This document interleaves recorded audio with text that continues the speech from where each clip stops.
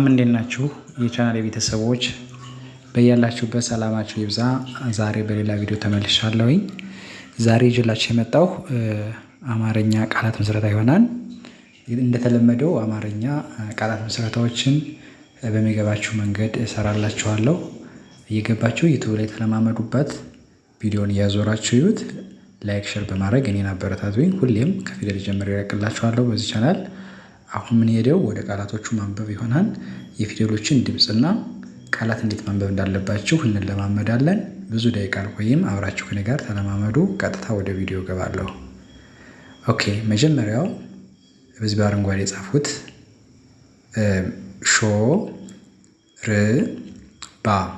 ሾርባ የሚል ቃል ይሰጣል። ሾርባ ትርጉም ያለው ቃል ነው ማነብላችሁ። ሾርባ የሚለውን ቃል የሚወስደው የሸ የረና የበ ፊደል ይሆናል። ሾርባ የሚል ቃል ይሰጠናል ማለት ነው። ቀጥሎ ባቄላ፣ ሌላኛው ደግሞ ባቄላ በን ፊደል የቀንና የለን ፊደል ተጠቅሜ ባቄላ የሚለውን በሶስት ፊደሎች አነበብን ማለት ነው። ቀጥሎ ዘይት ሌላኛው ደግሞ ዘንና የን የተን ፊደል ድምጻቸውን ስንተኛ ፊደል እንደሆኑ በደንብ ማየት፣ ፊደል ስትቆጥሩ በደንብ አድርጋችሁ ስትማሩ እዚህ ላይ ስታነቡ ይቀላችኋል ማለት ነው። ከዛ መጨረሻው ለስላሳ ይላል። ይሄ ደግሞ ሁለት ለፊደል ሁለት ሰፊደል የመጀመሪያው አለ ቀጥላ 16 እቺኛዋ አለ አራተኛ ናት። እቺኛዋ ደግሞ የሰፊደል ስትሆን እቺ ደግሞ አራተኛ ትሆናለች። በአንድ ላይ ለስላሳ የሚል ቃል ይሰጠናል ማለት ነው። እንደዚህ በማድረግ ቪዲዮውን ያዞራችሁ ማንበብ። በተለይ ጀማሪና ፊደል እየቆጠራችሁ ከሆነ እንደዚህ ጋራችሁ ተለማመዱበት።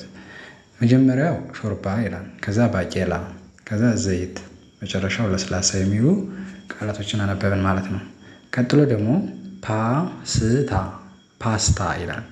ፓስታ የሚለውን ደግሞ እቺ አራተኛ ሰን ተን ሶስት ፊደል ፓስታ ይላል። ቀጥሎ ሩዝ ይላል።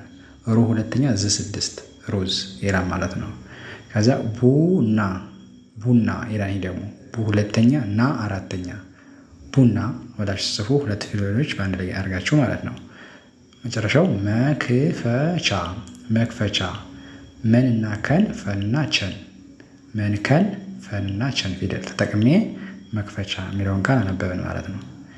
መጀመሪያው ፓስታ፣ ከዛ ሩዝ፣ ከዛ ቡና፣ መጨረሻው መክፈቻ የሚሉ ቃላቶችን ተለማመድን ማለት ነው። ኦኬ፣ ከዛ በቀይ የተጻፈው ደግሞ ዳቦ ዳና ቦ ማለት ነው። ዳ አራተኛ ቦ መጨረሻ። ከዛ ጣፋጭ ጣ ከዛ ፋ ከዛ ጭ ጣፋጭ ይላል በአንድ ላይ ማለት ነው። ጣፋጭ ይላል። ቀጥላችሁ ማንጎ ማ አራተኛ ነ ስድስት ገጎ መጨረሻዋ ማለት ነው።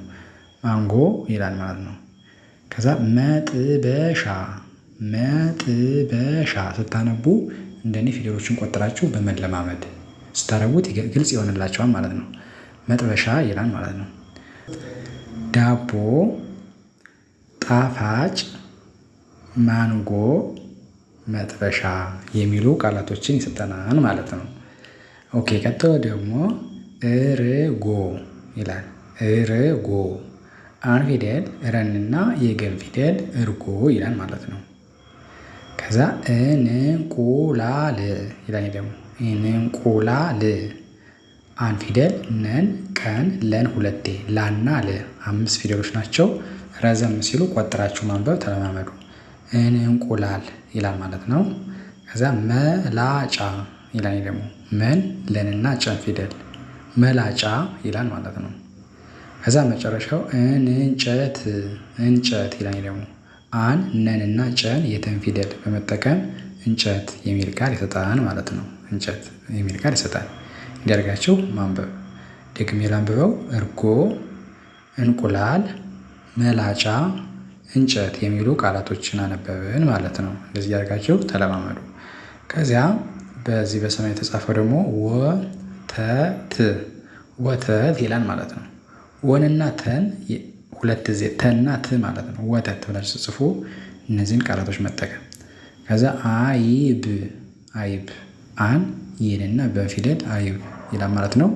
ከዛ ማማሰያ ይላል ደግሞ ማ ሁለት ጊዜ ማለት ነው። ማ አሁንም ሰ ከዛ ያ በአንድ ላይ ማማሰያ የሚል ቃል ይሰጣል ማለት ነው።